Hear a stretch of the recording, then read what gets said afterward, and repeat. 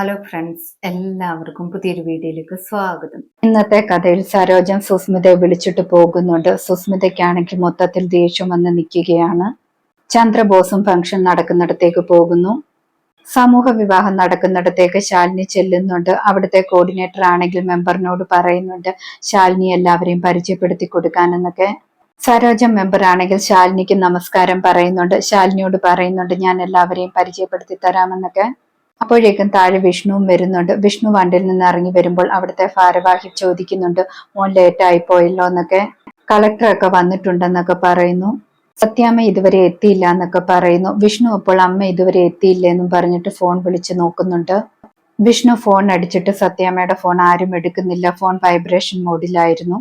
വിഷ്ണു വണ്ടിയിൽ നിന്നും താലിയും മാലയും ഒക്കെ എടുത്തു കൊടുത്തിട്ട് പറയുന്നുണ്ട് അമ്മ വന്നോളും, എന്തായാലും ചടങ്ങുകളൊക്കെ നടക്കട്ടെ എന്ന് പറയുന്നു.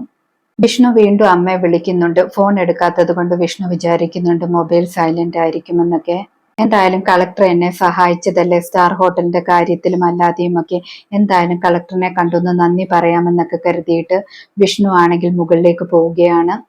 അതേസമയം സരോജ മെമ്പർ ശാലിനിക്ക് അവിടെയുള്ള വധൂവരന്മാരെയെല്ലാം പരിചയപ്പെടുത്തി കൊടുക്കുകയാണ്. അവിടേക്ക് സംഘാടകൻ വരുന്നുണ്ട്. അയാൾ പറയുന്നുണ്ട് സത്യാമ്മയുടെ ജ്വല്ലറിയിൽ നിന്നാണെങ്കിൽ ആഭരണമൊക്കെ കൊണ്ട് തന്നിട്ടുണ്ടെന്ന്. സത്യാമ്മ ഇതുവരെയും വന്നില്ല, അതുകൊണ്ട് മോനാണെങ്കിൽ ഫോൺ വിളിച്ചിട്ട് പോയിട്ടുണ്ടെന്നൊക്കെ പറയുന്നു. ശാലിനി അപ്പോൾ സത്യാമ്മയ്ക്ക് പറ്റിയ കാര്യങ്ങളെല്ലാം ഓർക്കുന്നുണ്ട്. സംഘാടകൻ പറയുന്നുണ്ട് എന്തായാലും സമയമായി, നമുക്ക് ചടങ്ങ് തുടങ്ങിയാലോ എന്നൊക്കെ ചോദിക്കുന്നു. ശാലിനി തുടങ്ങാമെന്നൊക്കെ പറയുന്നു. അതേ സമയത്ത് വിഷ്ണു അവിടേക്ക് വന്നുകൊണ്ടിരിക്കുകയായിരുന്നു.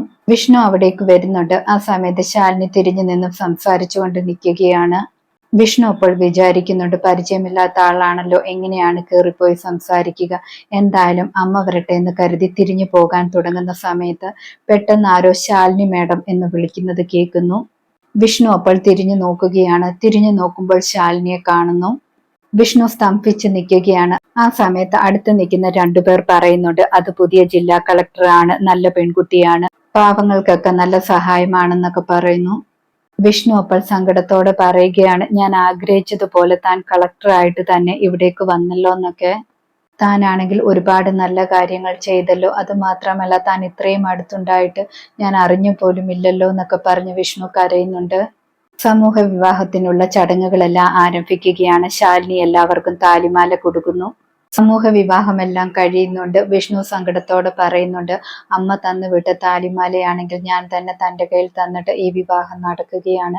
എന്തായാലും ഇനി നമ്മൾക്ക് പിരിയാൻ പറ്റത്തില്ല, നമ്മളെ ദൈവം തന്നെ ഒന്നിപ്പിക്കാൻ പോവുകയാണെന്നൊക്കെ പറയുന്നു.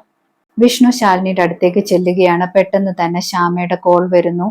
ശ്യാമ പറയുന്നുണ്ട് സത്യമ്മ ഹോസ്പിറ്റലിൽ അഡ്മിറ്റ് ആണ്, ഇപ്പോഴത്തെ സിറ്റുവേഷൻ എന്താണെന്ന് ഡോക്ടർമാർ എന്നോടൊന്നും പറയുന്നില്ല.